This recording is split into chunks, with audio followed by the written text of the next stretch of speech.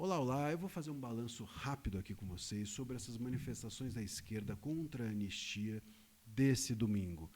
Eu sou André Marcílio, advogado, professor de Direito Constitucional e já peço a vocês, se inscreva no canal, curta, compartilha, fecha o chat, dá um like, ativa o sino, porque aí você recebe os conteúdos passivamente, sem precisar buscá-los. E se inscreva no canal, venha fazer parte aqui dessa nossa comunidade. Sem dúvida alguma, os nossos conteúdos são esclarecedores e você ganha repertório para debater por aí. Primeira coisa, nessas manifestações, a gente teve mais gente do que nas manifestações de esquerda dos últimos anos. Isso é um fato. Foi um arraso? Não foi. Mas teve mais gente do que nos últimos anos. E esse é um ponto relevante. Por quê? E aí eu tenho dois pontos que são importantes a respeito disso. Primeiro, claro, enfim, você junta artistas, isso sempre dá mais gente, sobretudo artistas medalhões, que estão meio desaparecidos da mídia, como Chico Buarque, Caetano, não sei o quê, Djavan e tal. E curiosamente, né, enfim, esses artistas... eu sempre digo, né, o que esses artistas conhecem de política para saírem falando de política? O que o Djavan, que escreve um verso que diz açaí, guardião, zum de besouro, imã, pode dizer sobre pode explicar para a gente o que a Constituição pensa a respeito de anistia. Quer dizer, uma pessoa que acha que faz sentido dizer açaí, guardião, zum de besouro, imã, não pode acreditar que é capaz de ensinar para nós o sentido da Constituição a respeito de anistia. Mas esses são os nossos intelectuais brasileiros, infelizmente é assim. O fato é que reúne-se artistas, as pessoas vão às ruas. Primeiro.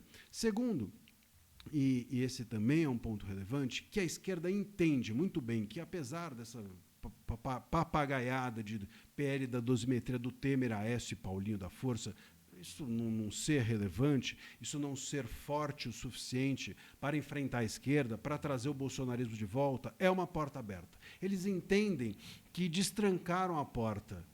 Não vai ser agora a anistia, mas se eles permitirem que isso seja feito como um primeiro passo, outros virão.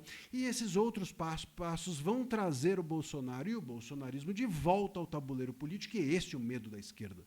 Porque se o Bolsonaro e o bolsonarismo voltarem ao tabuleiro político, a esquerda não tem a menor chance dentro do cenário político atual. É disso que se trata. Então, para eles, é riscar o chão.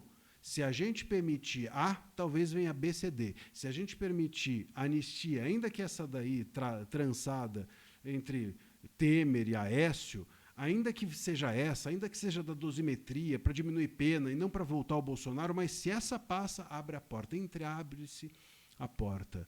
Uma fresta abriu-se. E a partir dali passa um boi, passa a boiada. É disso que se trata. É por isso que para eles é tão importante ser contra isso agora. Não permitir na nascente. Vocês entenderam? Bom, esse é um ponto. E eu acho que eles têm razão. Nesse sentido, se passar esse primeiro boi, pode passar adiante uma boiada. A anistia não vai acontecer agora.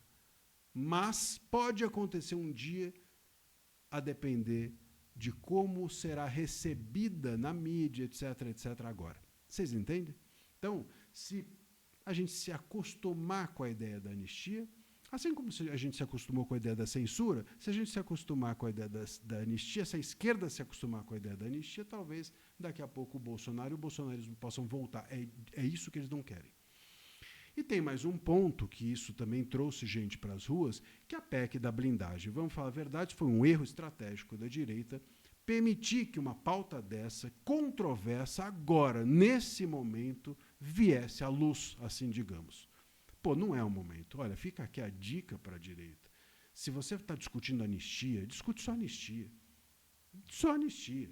Não dá para sabe, se você tem um prato principal, não dá para ter outro.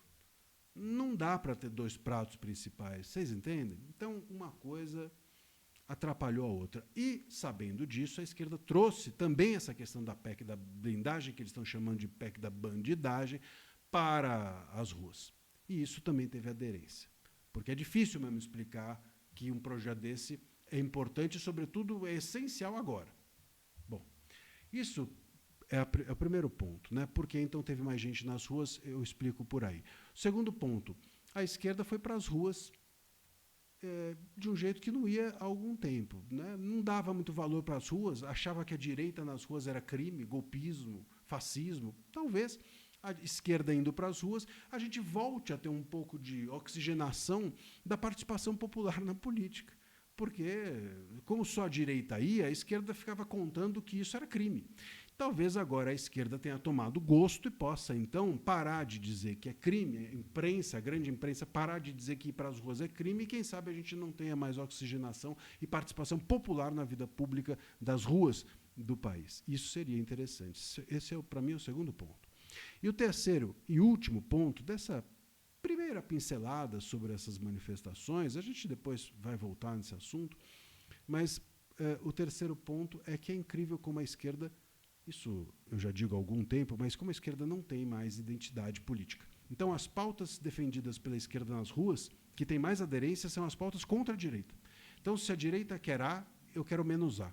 Se a direita quer anistia, eu sou contra a anistia. Se a direita quer não sei o quê, eu sou contra isso. Se a direita faz algo, eu sou contra o que ela fez. Se a direita fez algo, eu sou contra o que ela fez. Se a direita pensou em algo, eu sou contra o que ela vai pensar. E assim vai.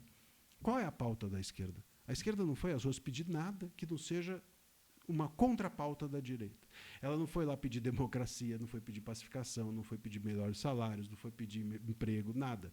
Foi pedir que as pautas da direita, que as reivindicações da direita não fossem aceitas. Então, acho que esse é um terceiro ponto curioso também de como a esquerda hoje em dia, sobretudo no Brasil, não tem mais identidade política nenhuma. Talvez por isso precise ficar apedrejando as pautas da direita, já que lhe faltam as suas próprias. Meus caros, é isso. É primeiro um overview, né, sobre as manifestações. A gente vai voltar a falar disso, com certeza, nos próximos dias, e estamos por aqui atentos a tudo. Um abraço.